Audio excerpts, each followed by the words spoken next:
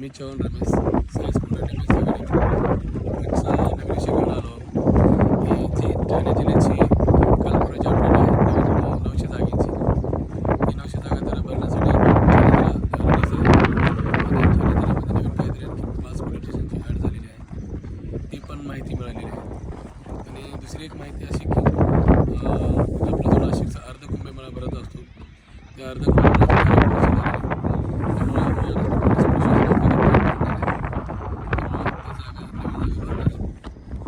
त्या मागं 9,000ची अनाउन्समेंट केली.